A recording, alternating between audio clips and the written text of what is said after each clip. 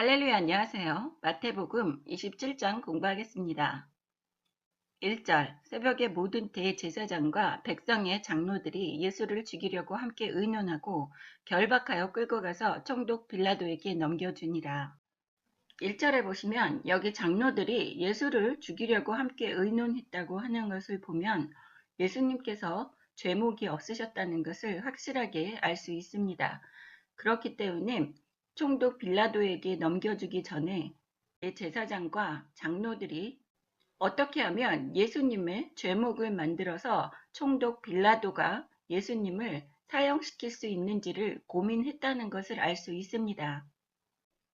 3절, 그때 예수를 판 유다가 그의 정죄됨을 보고 스스로 뉘우쳐 그 은 30을 대제사장들과 장로들에게 도로 갖다 주며 이르되 내가 무죄한 피를 팔고 죄를 범하였도다 하니 그들이 이르되 그것이 우리에게 무슨 상관이냐 네가 당하라 하거늘.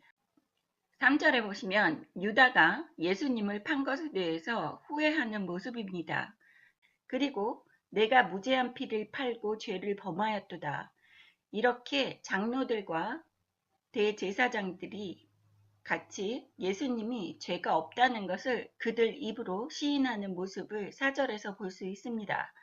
이렇게 사람들은 죄를 짓는 것을 알고 있으면서도 또 현재를 살고 있는 우리들은 예수님을 받아들이지 않고 무조건 거부하려고 드는 독사의 자식들이 있다는 것을 여기 4절에서 볼 수 있습니다. 그렇기 때문에 이것은 사람의 힘으로 어떻게 할 수 있는 일이 아니라는 것을 알 수 있습니다. 하나님께서 선택하셔서 하나님의 자녀로 부르시고 또 하나님의 자녀가 되는 사람들은 예수님께서 계속해서 비유로 말씀하실 때에도 그 뜻을 알아들을 수 있었다는 것입니다. 하지만 사람들의 눈에 거룩해 보이는 대제사장들과 장로들은 예수님이 무죄한 사람이라는 것을 알면서도 예수님이 자신의 눈밖에 났고 자신들의 위치를 위태롭게 한다는 이유로 누명을 씌워서 죽이려고 하는 모습을 볼 수 있습니다. 현재를 살고 있는 우리들의 주변에도 이렇게 올바른 일을 하고 있는 하나님의 자녀들을 핍박하는 세상적으로 사회적으로 높은 지위를 갖고 있는 독사의 자식들을 우리는 살면서 많이 만날 수 있다는 것을 잊지 마시고 늘 하나님의 말씀에 순종하며 영적인 눈을 갖고 흑암의 권세와 또 하나님의 빛에 속한 것인지 악에 속한 것인지를 구분을 할 줄 알아야 됩니다. 5절, 유다가 은을 성소에 던져놓고 물러가서 스스로 목매어 죽은지라. 대제사장들이 그 은을 거두며 이르되 이것은 핏값이라 성전구에 넣어 둠이 옳지 않다 하고 의논한 후 이것으로 토기장이의 밭을 사서 나그네의 묘지를 삼았으니 그러므로 오늘날까지 그 밭을 피밭이라 일컫느니라.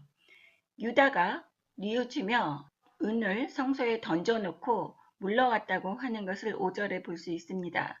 그리고 유다는 목매어 죽었습니다. 자살을 선택한 유다의 모습을 볼 수 있습니다. 지금 현재를 살고 있는 우리들도 많은 죄를 지을 수 있습니다. 하지만 하나님의 자녀가 올바르게 할 수 있는 행동은 자살이 아니라 무릎 꿇고 절절한 회개를 해야지 된다는 것을 잊지 마셔야지 됩니다. 이렇게 자살을 한다는 것은 천국에 갈 수 없고 지옥에 갈 수밖에 없습니다. 우리가 용서받을 수 있는 기간은 육신의 옷을 입고 있을 때만입니다. 하나님이 주신 우리의 육신을 마음대로 우리가 죽인다는 것은 타살과 같은 행동이며 또한 육신이 없는 상황에서는 우리는 어떠한 방법으로도 회개를 할 수 없습니다. 육신을 벗고 즉 죽었다는 것은 하나님 앞에 심판받는 절차만 남아있는 것입니다. 6절에 보시면 대제사장들이 그 은을 거두어서 핏값이라 성전고에 넣어둠이 옳지 않다고 하는 것을 보실 수 있습니다. 이것은 자신들의 음모로 죄 없는 피를 흘리게 한 그 은을 성전에 있는 보관함의 창고에 넣어둠이 옳지 않다고 하면서 그 은으로 토기장이의 밭을 사서 나그네들이 연골 없이 객지에서 죽었을 때 그 시신을 묻는 묘지로 삼았다고 하는 것을 보실 수 있습니다. 이렇게 대제사장들도 예수님의 피를 흘린 것에 대해서 두려움을 갖고 있었다는 것을 알 수 있습니다. 하지만 두려움보다 자신들의 권력과 욕심과 사악함이 그 두려움을 능가하는 행동을 이야기시켰다는 것을 여기에서 보실 수 있습니다. 현재를 살고 있는 우리들도 죄라는 것을 알면서도 우리의 욕심과 고집과 아집으로 인해서 하나님 앞에 죄를 지을 수 있다는 것입니다. 8절에 그러므로 오늘날까지 그 밭을 피밭이라 일컫느니라. 이렇게 예수님의 목숨, 즉 예수님의 피값으로 산 묘지였기 때문에 그 묘지를 피밭이라고 불렀다고 합니다. 9절 이에 선지자 예레미야를 통하여 하신 말씀이 이루어졌나니 일렀으되 그들이 그 가격 매겨진 자 곧 이스라엘 자손 중에서 가격 매겨진 자의 가격 곧 은 30을 가지고 토기장의 밭값으로 주었으니 이는 주께서 내게 명령하신 바와 같으니라 하였더라. 9절에 보시면 이미 구약에서 선지자 예레미야를 통해서 예수님께서 은 30에 팔려가실 것이라는 것을 예언한 것처럼 예언이 성취되는 모습을 이야기하고 있습니다. 또한 10절에 토기장이 밭값으로 주었으니 이는 주께서 내게 명령하신 바와 같으니라 하였더라 라는 것은 스갈에서 11장 12절부터 13절까지 토기장이에 대해서 말하고 있습니다.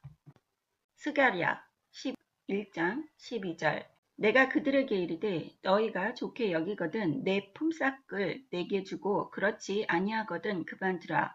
그들이 곧 은 30개를 달아서 내 품삯을 삼은지라. 13절 여호와께서 내게 이르시되 그들이 나를 헤아린 바 그 삭을 토기장이에게 던지라 하시기로 내가 곧 그 은 30개를 여호와의 전에서 토기장이에게 던지고 이렇게 예수님의 몸값 은 30으로 토기장이의 밭을 사서 나그네의 묘지로 삼은 것을 구약에서 벌써 예견하고 있는 것을 아실 수 있습니다. 그렇기 때문에 예수님께서 하나님의 아들이시며 하나님께서 우리의 죄를 대속하여 주시기 위하여 예비하신 구세주이심을 우리는 의심해서는 안 되는 것입니다.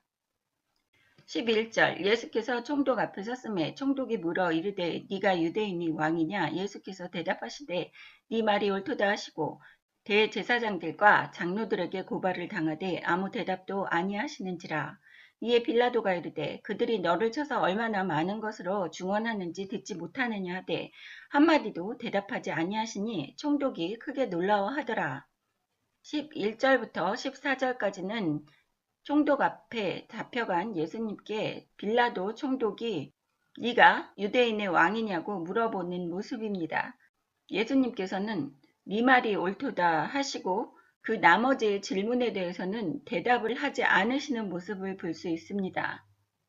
이렇게 말도 안 되는 그러한 질문들은 예수님께서 묵인하시고 대꾸할 값어치도 없다고 생각하시는 모습입니다.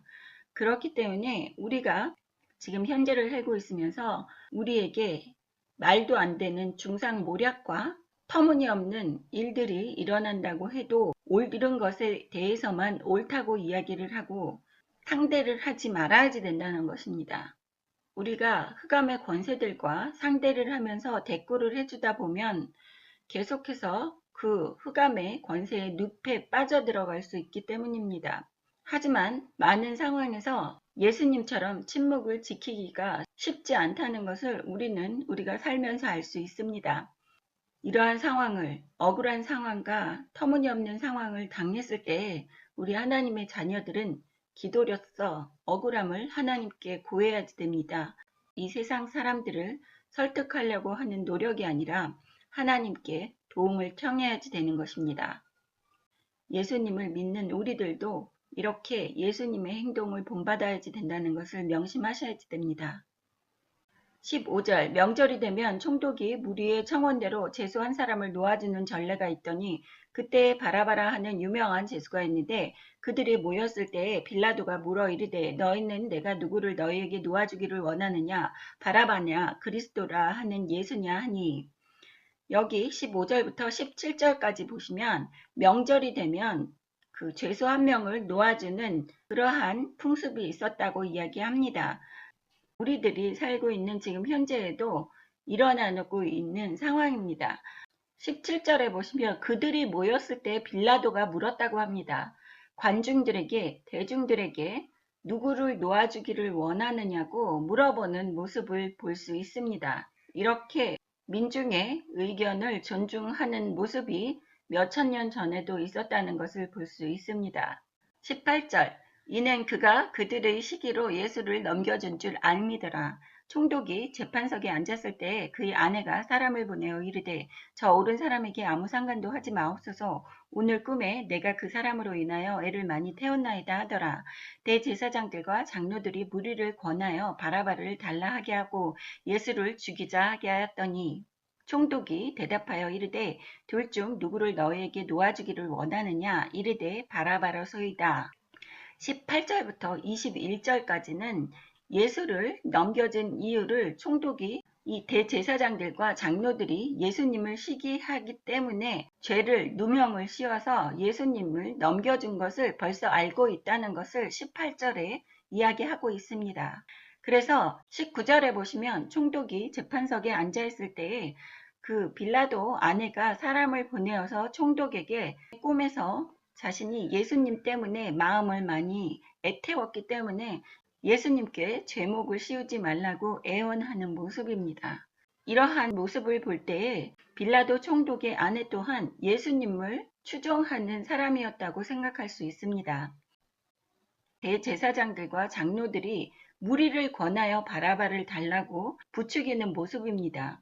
이렇게 장로들과 대제사장들이 사람들을 선동하여서 예수님을 죽이게끔 만드는 모습을 볼 수 있습니다. 그래서 현재를 살고 있는 우리들도 제가 항상 설교할 때도 말씀드리지만 줄을 잘 서야지 된다고 말씀을 드립니다. 흑암의 권세의 줄을 설 것인지 아니면 하나님의 빛의 사람의 줄을 설 것인지 우리는 판단을 하고 흑과 백인지를 구분을 해야지 됩니다. 예수 믿는 사람들은 너무 극단적으로 치닫는다. 이러한 말로 현혹을 시켜서 하나님의 자녀들을 실족하게 만들고 흑암의 권세의 자식을 만들어서 지옥으로 끌고 가는 상황입니다. 우리가 확실히 알아야지 되는 것은 이 세상에는 절대로 중간 단계는 없다는 것입니다. 뜨겁든지 차갑든지 흑이든지 백이든지 우리는 선택을 해야지 되는 사람들입니다. 우리가 선택을 안 한다고 하면 그것 또한 하나님의 길에 서 있지 않다는 뜻입니다.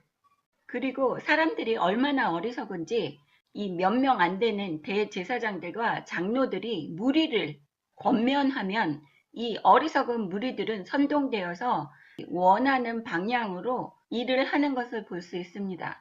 이것은 마치 개 한 마리가 양을 치는 모습과도 마찬가지입니다.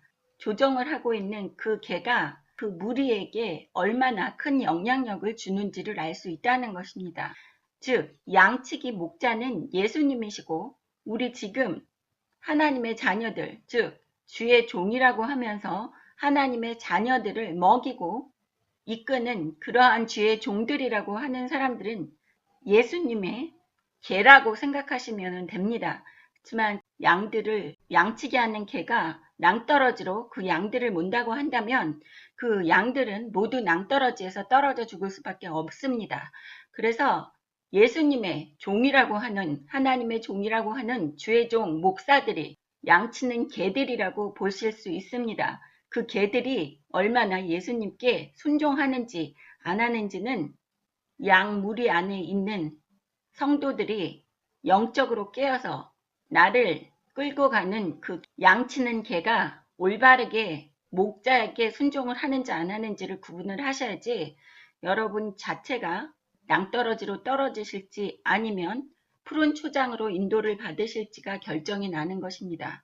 하지만 많은 지금 하나님의 자녀라고 착각을 하면서 교회를 다니고 착각을 하지 않더라도 열심히 섬기고자 하는 마음이 있음에도 불구하고 이 세상을 판별을 한다든지 이 사람이 올바른 하나님의 주의 종인지 아닌지를 판단하는 데 있어서 게으른 성도들이 있습니다. 게으른 신자들이 있기 때문에 그 게으름 또한 하나님께서 저주하신다고 하셨습니다. 우리는 영적으로도 게을러서는 안 된다는 것입니다. 사람들은 게으르다는 것을 무조건 육체적인 게으름을 이야기합니다. 그렇지만 하나님께서 말씀하시고 예수님께서 말씀하시는 그 게으름은 영적인 게으름 또한 포함되어 있다는 것입니다. 여러분께서 하루에 몇 시간 하나님과의 의사소통, 즉 하나님과의 은밀한 대화의 시간을 갖는지, 또 하나님의 말씀을 얼마만큼 묵상을 하고 말씀의 영적인 양식으로 우리의 영을 채우는지가 영적인 눈을 준다는 것을 잊지 마셔야지 된다는 것입니다. 21절에 이러한 상황을 모두 알고 있는 빌라도 총독이 다시 한번 물어보는 모습입니다. 바라바로 소이다 라고 대중들이 다시 바라바를 놓아달라고 외치는 것을 보실 수 있습니다.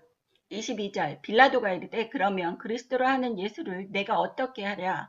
그들이 다 이르되 십자가에 못 박혀야 하겠나이다. 22절에 보시면 빌라도는 최대한 예수님에 대한 책임을 지지 않으려고 노력하는 것을 보실 수 있습니다. 그렇지만 지금 이 무리들이 또 대제사장들과 장로들이 무리를 선동해서 예수님을 죽게끔 만드는 것에 대해서 총독 빌라도도 옳지 않다고 생각하는 것이기 때문에 빌라도는 계속해서 대중들에게 그러면 예수님을 어떻게 했으면 좋겠느냐고 물어보는 것을 보실 수 있습니다. 이 빌라도는 예수님이 무죄하다는 것을 벌써 알고 있기 때문입니다.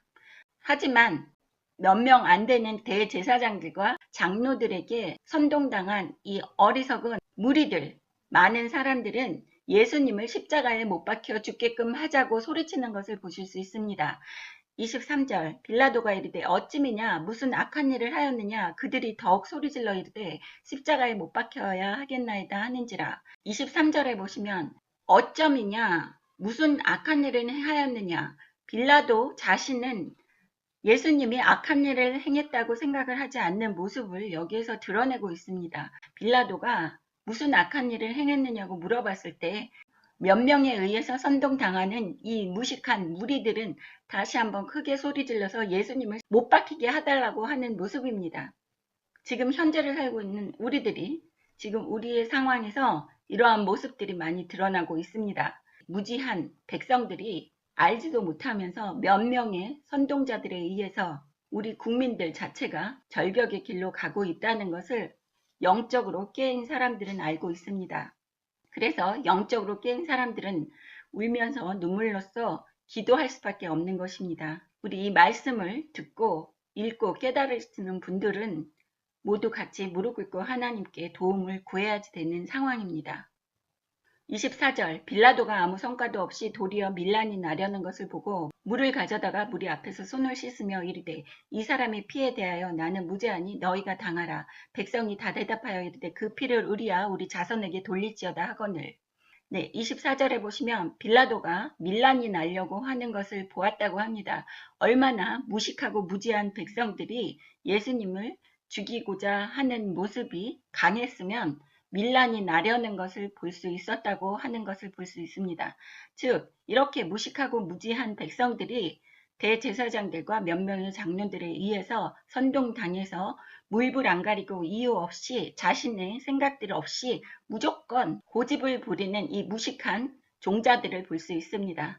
그래서 빌라도는 자신의 손을 씻으며 피에 대하여 나는 무죄하니 너희가 당하라. 나는 예수님의 죽음과는 아무 상관없고 내 죄가 아니라고 이야기하는 것입니다. 그래서 그 죄를 너희가 감당하라고 하는 모습입니다. 여기 25절에 보시면 백성이 그 피를 우리와 우리 자손에게 돌릴지어다 하거늘 이렇게 무식하게 던진 그 말 한마디가 계속해서 몇천 년 동안을 이스라엘 백성들의 그 피의 대가를 치르게 하는 모습을 우리는 많은 역사 속에서 이스라엘 백성들이 고통을 당하고 학살을 당하는 모습을 많이 볼 수 있었습니다. 대표적인 것이 홀로코스트라는 그러한 역사 속에서도 이스라엘 백성들이 예수님의 핏값에 대해서 갖고 있는지를 우리는 알 수 있습니다. 많은 사람들은 그냥 그것이 역사의 한 부분이라고 생각을 할 수 있지만 이렇게 성경을 구약에서부터 조목조목 한자 한자 묵상을 하면서 읽다 보면 이스라엘 백성들의 그 고통이 조상들로부터 인한 것이라는 것을 우리는 알 수 있습니다. 또한 이스라엘 백성들이 그렇게 고통 속에서도 총명하면서 어디를 가도 머리가 되고 꼬리가 되지 않으면서 지금 현재 전 세계의 경제의 그 시장을 손에 쥐고 쥐락펴락하는 모습 또한 이것이 출애굽 때에 신명기 28장에서 하나님께서 선택된 백성에게 해주신 그 축복의 말씀을 늘 기억하시고 계신다는 것을 우리는 알 수 있습니다. 그렇기 때문에 현재를 살면서 우리가 죄 짓는 것에 대해서 가볍게 생각해서도 안 되고 내 입술에서 말하는 그 한마디 한마디가 내 후손이 어떠한 고통을 받을지를 생각을 하고 그것에 대해서 이야기를 하고 책임을 져야지 된다는 것입니다. 25절에 이렇게 우리와 우리 자손에게 돌릴지어다 라고 얘기한 그 무식한 무지한 유대인들은 아무것도 모르고 선동당해서 이야기했을 것입니다. 하지만 하나님께서는 그 입 밖으로 나온 그 한마디를 기억하시고 이스라엘 백성들에게 예수님이 십자가에서 못 박혀서 돌아가시게 한 그 대가를 몇천 년 동안 계속해서 치르게 하신 것을 보면 우리는 하나님 말씀에 순종하며 우리의 행동 하나하나가 얼마만큼 크나큰 영향력이 있는지를 알고 여러분 조심하셔서 우리의 삶을 살아야지 된다는 것입니다.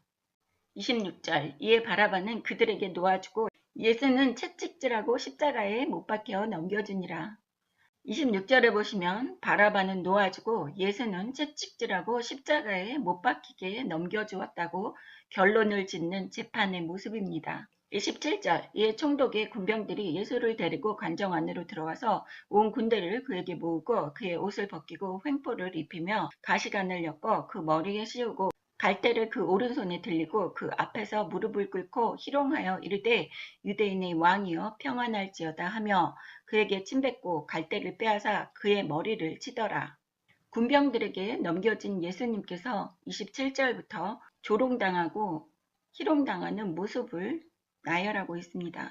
27절에 군병들이 예수님을 데려가서 군인들을 예수님 앞으로 모으고 예수님의 옷을 벗기며 창피를 지고 홍포를 입혔다고 합니다. 홍포는 홍색깔의 포대기 같은 옷입니다. 그리고 가시관을 엮어서 예수님의 머리에 가시 면류관을 씌우고 갈대를 오른손에 들게 했습니다.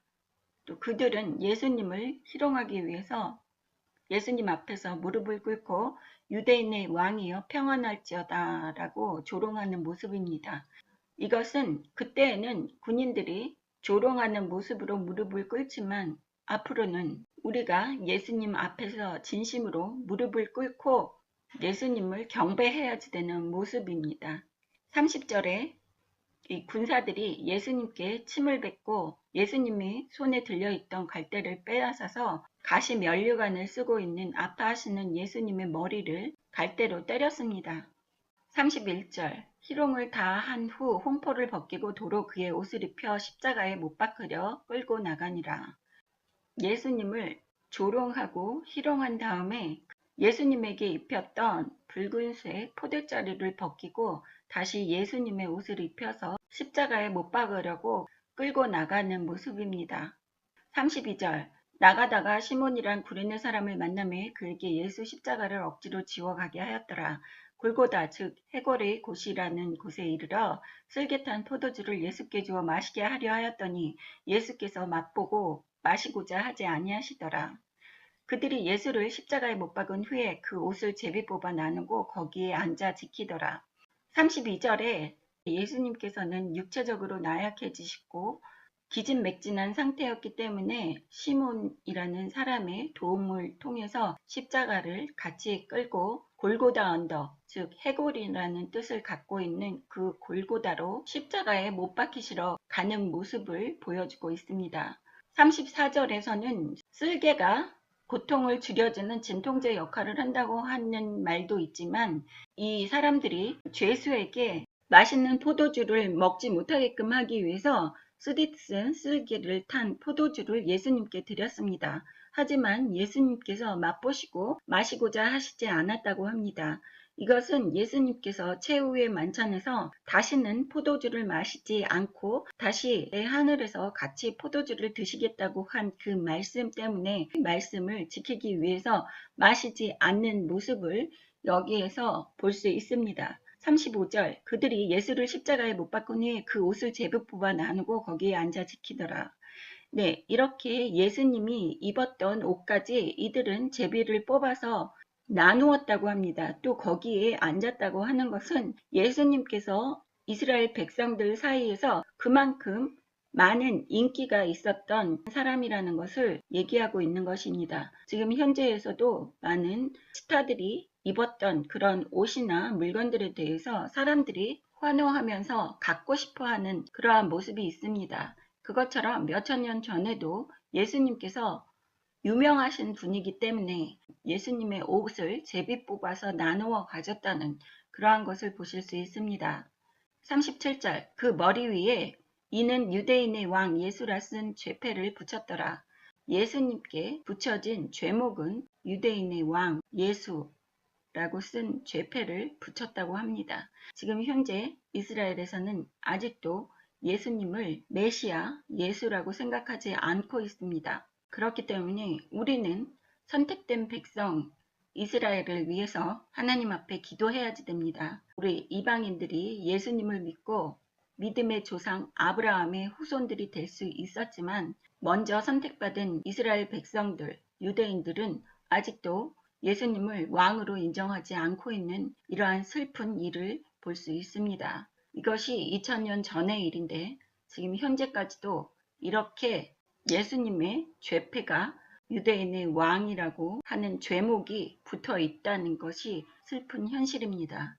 38절 이때 예수와 함께 강도들이 십자가에 못 박히니 하나는 우편에 하나는 좌편에 있더라. 지나가는 자들은 자기 머리를 흔들며 예수를 모욕하여 이르되 성전을 헐고 사흘에 짓는 자여 내가 만일 하나님의 아들이여든 자기를 구원하고 십자가에서 내려오라 하며 그와 같이 대제사장들도 서기관들과 장로들과 함께 희롱하여 이르되 그가 남은 구원하였을 때 자기는 구원할 수 없도다. 그가 이스라엘의 왕이로다. 지금 십자가에서 내려올지어다. 그리하면 우리가 믿겠노라. 38절에 강도 둘이 또 예수님 좌편과 우편에 같이 십자가에 못 박혔다고 합니다. 39절에는 예수님께서는 사람들에게 아무런 나쁜 행동을 하시지 않았습니다. 하지만 지나가는 사람들은 모욕을 하는데 머리를 흔들면서 모욕을 했다는 것은 치를 떨었다는 것입니다. 이렇게 현재를 살고 있는 우리들에게 예수를 믿지 않는 사람들이 자신에게 아무 해가 되지 않았지만 치를 떨면서 극악스럽게 예수 믿는 하나님의 자녀들을 적개시하는 행동을 보이는 어리석은 세상 사람들을 여기에서도 이야기하고 계시는 것입니다. 40절에 보시면 예수님께서 성전을 사흘에 짓는다고 이야기하신 것에 대해서 다시 한번 비꼬는 사람들을 이야기합니다. 여기 예수님께서 성전을 사흘 만에 다시 세우겠다고 하신 말씀은 건물을 이야기하시는 것이 아니라 사흘 만에 짓는다고 하시는 것은 예수님께서 십자가에 돌아가신 다음에 3일 만에, 사흘 만에 다시 부활하시면서 구약에서의 그 건물에 의존했던 그 성전이 이제 존재할 필요가 없다고 하시는 말씀입니다. 우리가 이렇게 건물에 얽매여서 또 성막, 성전 이러한 물질적인 물건에 대한 성전을 이야기하는 것이 아니라 영적인 성전을 다시 짓겠다고 이야기하신 것입니다. 즉 예수님이 십자가에서 우리의 죄 때문에 피를 흘리시고 고통당하신 다음에 3일 동안 수월에 음부에서 지옥 생활까지 하시고 다시 부활하셨을 때에는 건물이 성전이 되는 것이 아니라 이제는 예수를 믿는 보혈의 능력을 믿고 하나님의 자녀가 된 우리 한 사람 한 사람이 성전이라는 것입니다. 그래서 3일 만에 짓는다는 것은 3일 만에 예수님께서 부활하시면서 성전이라는 정의가 의미가 달라진다는 뜻을 내포하고 있는 것입니다. 이런 것을 확실하게 구분을 하고 알아야지만 우리가 올바르게 성전이라는 개념과 우리 육신이 왜 거룩하게 되고 우리 자체가 제사장이며 예수님께서 대제사장이 되시는지를 이해를 할 수 있습니다. 그리고 이것이 우리의 믿음의 기초를 쌓는 그 주춧돌이 될 수 있는 것입니다. 그렇지만 여기 40절에는 이렇게 사흘 만에 짓는 자라고 희롱을 하는 것을 보실 수 있습니다. 41절 그와 같이 대제사장들도 서기관들과 장로들과 함께 희롱하여 이르되 그가 남은 구원하였을 때 자기는 구원할 수 없도다. 그가 이스라엘의 왕이로다. 지금 십자가에서 내려올지어다. 그리하면 우리가 믿겠노라. 여기에서 사람들이 계속해서 희롱을 하며 예수님께 손가락질을 하는 모습입니다. 이 사람들 중에서는 대제사장들과 서기관들과 장로들이 같이 섞여서 이 무리를 선동하며 예수님께 네가 하나님의 아들이고 또 그러한 능력이 있으면 그 십자가에서 당장 내려오라고 하면서 42절에 보시면 남은 구원하였을 때 자기는 구원할 수 없도다라고 자신들이 무슨 소리를 하고 있는지도 모르면서 입술로써 시인하는 것을 보실 수 있습니다. 예수님은 철저하게 하나님 아버지의 말씀에 순종하면서 우리를 구원하시기 위해서 십자가에서 끝까지 고통당하시면서 죽임을 당하시는 모습을 우리는 여기에서 볼 수 있습니다. 그렇기 때문에 우리가 예수 믿는다는 그 한 문장이 얼마나 크나큰 은혜가 내포되어 있는 것이며 그것이 얼마나 큰 은혜인지를 알아야 됩니다. 그리고 감사하는 마음을 잊어서는 안 되는 것입니다. 42절에 보시면 또한 예수님께서 십자가에서 스스로 내려오시면 사람들이 믿겠다고 조롱을 하는 모습을 예수님께서는 무시하시는 것입니다. 지금 현재를 살고 있는 하나님의 자녀들을 조롱을 합니다. 하지만 우리는 그 조롱 소리에도 아랑곳하지 않고 묵묵히 하나님이 명령하신 그 말씀에 순종하는 삶을 살아야 된다는 것입니다. 예수님께서 이렇게 어리석은 세상 사람들의 말에 현혹되거나 그것을 증명하기 위해서 노력을 하셨다고 한다면 지금 우리가 구원을 받을 수 없을 것입니다. 또한 예수님이 진정한 하나님의 아들이라고 우리는 믿지 않을 것입니다. 하지만 예수님께서는 이 세상의 어떠한 것으로도 현혹되시지 않고 묵묵히 하나님의 말씀에만 순종하는 모습을 보이셨습니다. 43절 그가 하나님을 신뢰하니 하나님이 원하시면 이제 그를 구원하실지라 그의 말이 나는 하나님의 아들이라 하였도다 하며 함께 십자가에 못 박힌 강도들도 이와 같이 욕하더라. 네, 여기에서 보시면 사람들이 계속해서 하나님이 너를 신뢰하고 너를 아들이라고 했기 때문에 하나님께서 원하시면 너를 구원하지 않겠느냐라고 조롱을 하면서 여기 예수님과 같이 못 박힌 강도들도 같이 욕했다고 하는 모습을 볼 수 있습니다.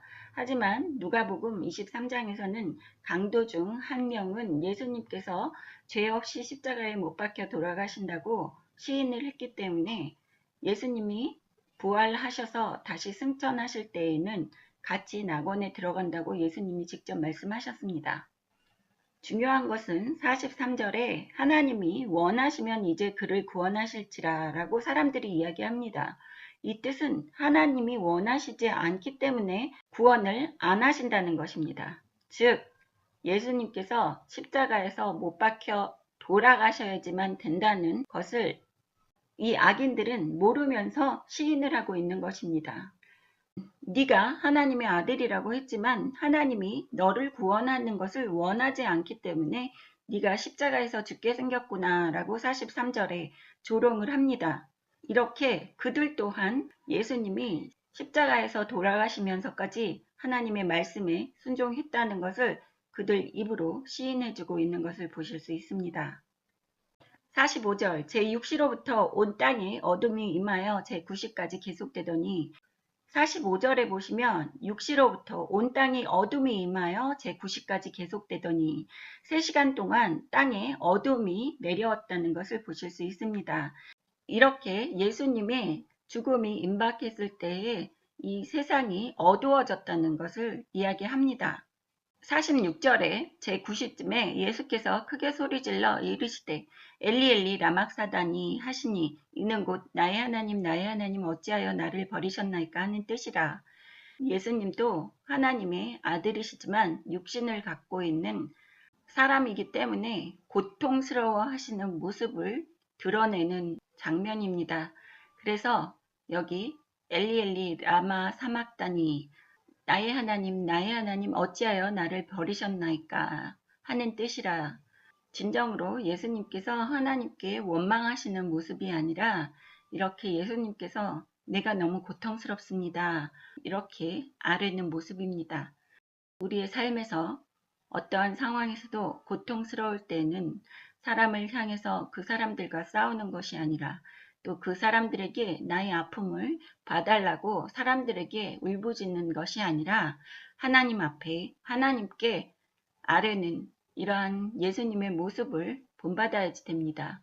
예수님이 얼마나 고통스럽고 수치스러우셨으면 나를 버리셨나이까 라고 한탄하시는 모습입니다.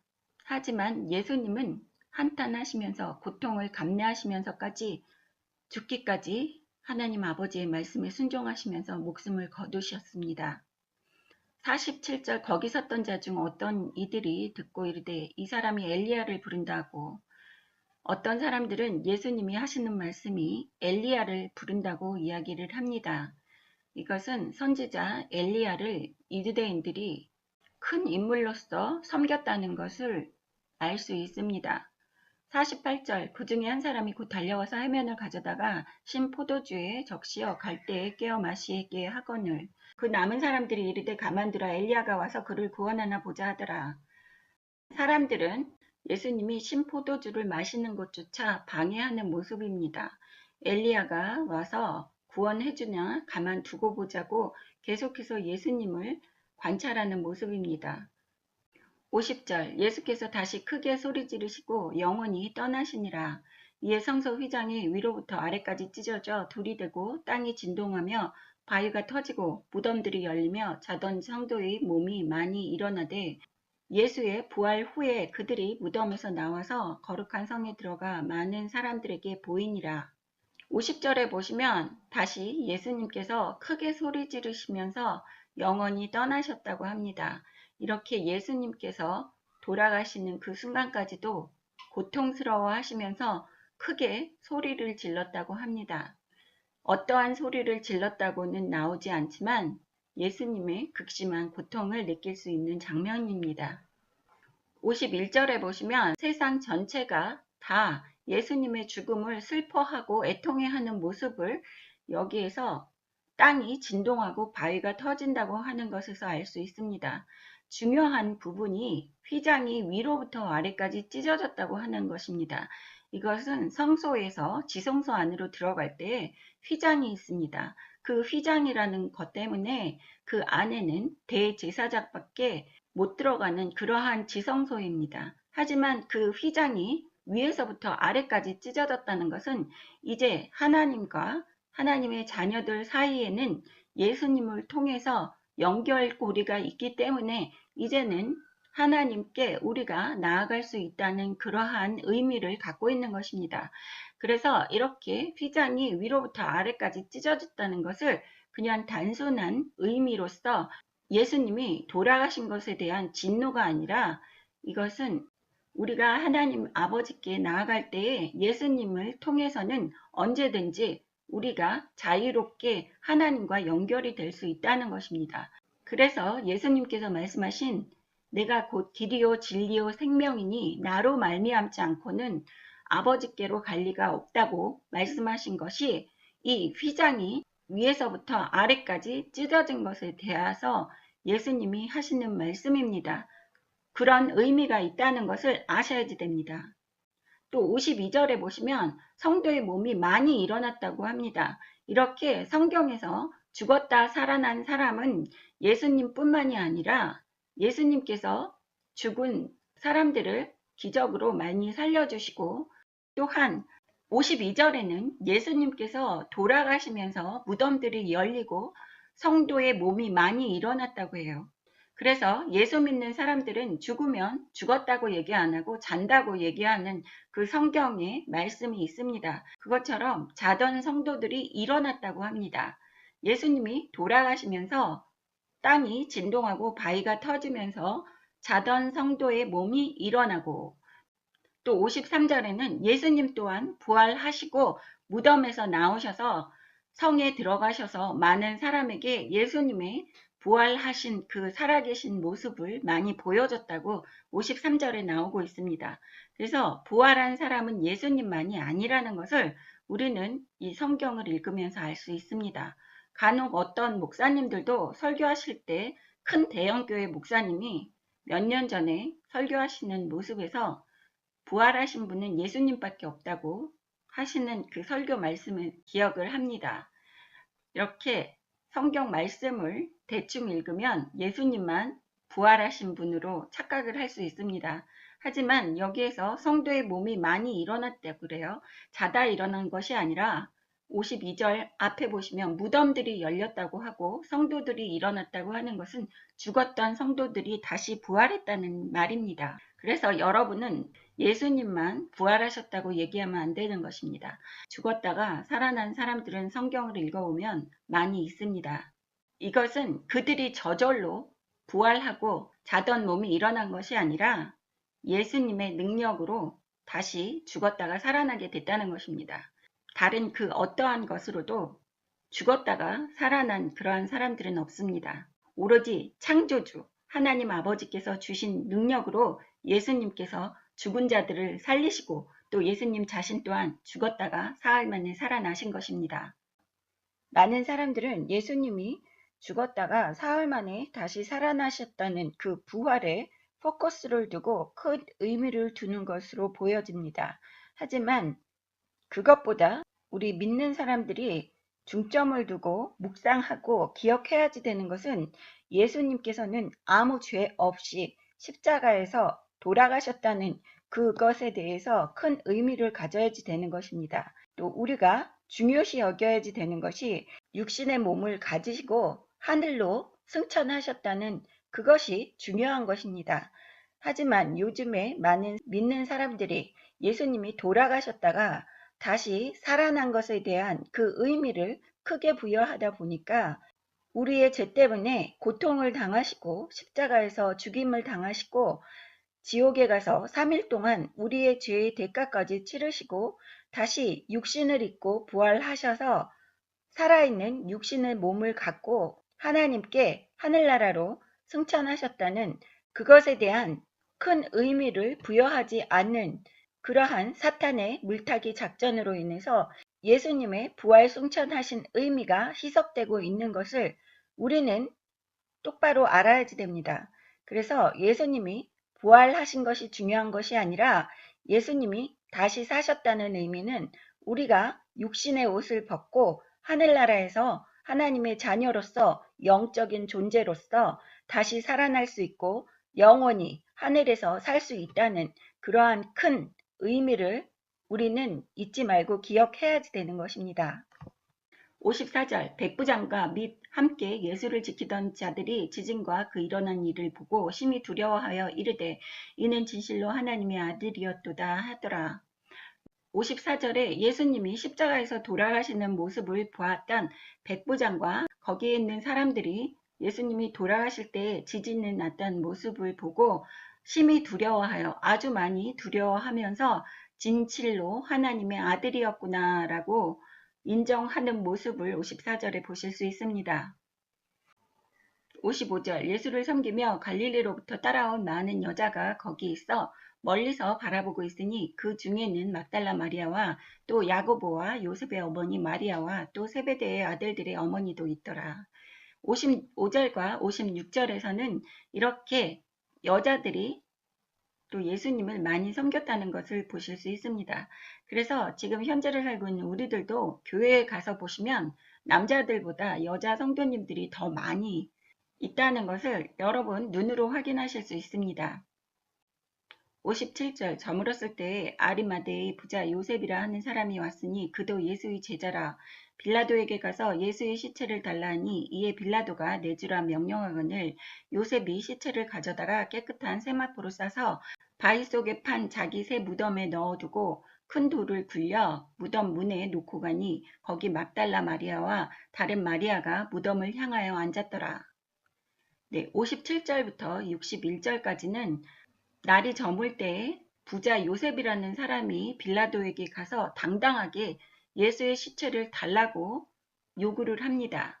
이 요셉이라는 사람이 시체를 가져다가 세마포로 깨끗이 싸서 자신이 갖고 있는 새 무덤 바위 속에 예수님을 장사 지내고 큰 돌을 굴려서 무덤을 닫고 갔다고 합니다. 여기에서 보시면 요셉이라는 사람도 예수의 제자라고 합니다. 우리는 예수의 제자 하면 12제자만 알고 있습니다. 하지만 예수님을 추종하고 예수님을 따르는 사람들이 많이 있었다고 여기에서 보실 수 있습니다. 61절에 보시면 거기 막달라 마리아와 다른 마리아가 무덤을 향하여 앉았더라. 이 무덤을 향하여서 마리아와 막달라 마리아가 앉아 있었다는 것은 예수님이 사흘 만에 다시 부활하실 것을 믿고 있는 이러한 제자들을 보실 수 있습니다. 12제자의 이름에 오르지 않았지만 요셉이 제자로 칭함을 받는 것처럼 예수님을 추종하고 예수님을 따르고 예수님의 말씀을 믿는 사람들은 모두 예수의 제자입니다. 그래서 여자인 막달라 마리아와 마리아도 제자라고 칭함을 받을 수 있는 것입니다. 그들은 예수님의 부활 사건을 믿기 때문에 무덤을 향하여서 앉아서 기다리는 모습을 보실 수 있습니다.